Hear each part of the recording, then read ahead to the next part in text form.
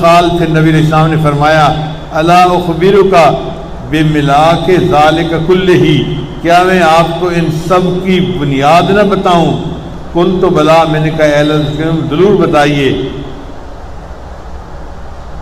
فاخذ بلسانہ تو نبی علیہ السلام نے اپنی زبان کو پکڑ لیا، وقال اور کہا کف علیک اس زبان کو قابو میں رکھ، ھذا قلت میں نے کہا یا نبی اللہ اے اللہ کے نبی صلی اللہ علیہ وسلم وَإِنَّا لَمُؤَاخِذُونَ بِمَا نَتَكَلَّمُ بِهِ کیا جو ہم بولتے ہیں اس پر بھی ہمارا مواخذہ ہوگا؟ فقال نبی علیہ السلام نے فرمایا ثقلت کا امک تیری ماں تجھے روئے، وَهَلْ يَكُبُّ النَّاسُ عَلَى وُجُوهِهِمْ اور لوگ جو اوندے منہ قیامت کے دن اپنے جو ہے وہ اوندے منہ گرے ہوئے ہوں گے، او قال علی مناخرہم یا اپنی ٹھوڑیوں کے بل گرے ہوئے ہوں گے، الا حصائد السنتہم وہ ان کی اپنی زبان کی کھیتی تو ہوگی، یعنی زبان کے اعمال کی وجہ سے قیامت کے دن اپنے ٹھوڑیوں کے بل اور اپنے جو ہے وہ چہرے کے بل گرے ہوئے ہوں گے، زبان کے بولنے کی وجہ سے ان کو وہاں یہ عذاب ہوگا۔ اور آج ہم زبان سے کیا بول رہے ہیں کیا نہیں بول رہے اس کی طرف دھیان ہی نہیں دیتے۔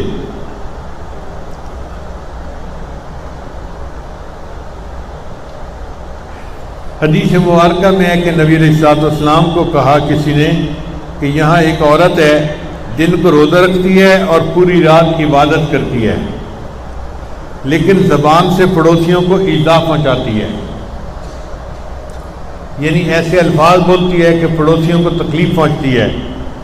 تو نبی علیہ السلام نے فرمایا لا خیر فیہا لا خیر فیہا لا خیر فیہا 3 مرتبہ فرمایا اس عورت میں کوئی خیر نہیں کوئی خیر نہیں کوئی خیر نہیں۔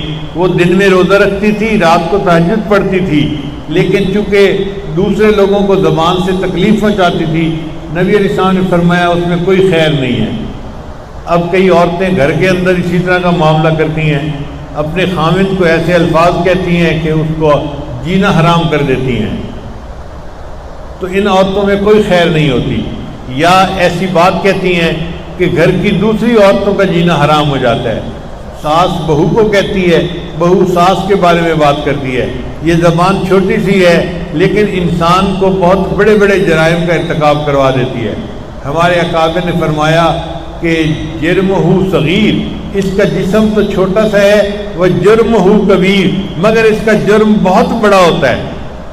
اب جو بندے شرک کرتے ہیں وہ اسی زبان سے کرتے ہیں نا، کفر کرتے ہیں اسی زبان سے کرتے ہیں، اس لیے زبان کو ذرا سمجھداری سے ہلانا چاہیے۔ سب سے بہتر تو یہ ہے کہ انسان چپ ہی رہے۔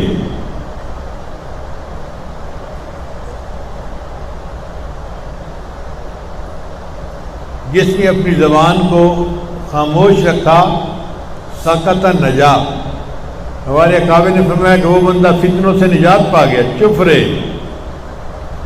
اور آج تو زبان ایسے چلتی ہے کہ ٹر ٹر کرتے رہتے ہیں اور پتہ ہی نہیں ہوتا کہ ہم کہتے ہوئے کیا کہہ گئے اور کیا نہیں کہہ گئے۔ اس لیے سیدنا صدیق رضی اللہ عنہ اپنی زبان کو پکڑ کے کھینچا کرتے تھے اور فرمایا کرتے تھے کہ تیری وجہ سے بہت سارے لوگ جہنم میں جائیں گے، مجھے ڈر ہے تجھ سے کہ تو کوئی ایسی بات نہ کر دے کہ جس کی وجہ سے قیامت کے دن مجھے پکڑ لیا جائے۔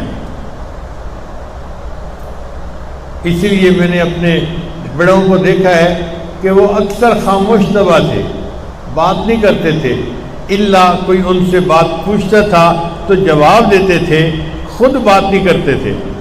اپنے بڑوں کی یہ صفت دیکھ کے تو شروع میں میری عادت ایسے تھی کہ میں بہت کم بولتا تھا، تو میرے بڑے بھائی جو میرے ٹیچر بھی تھے وہ میرا مذاق بھی اڑاتے تھے، اور جب کوئی بات کرتے تھے تو کہتے تھے اچھا میں نے تو بات کر دی ہے، اب تو استخارہ کر کے جواب دے دینا۔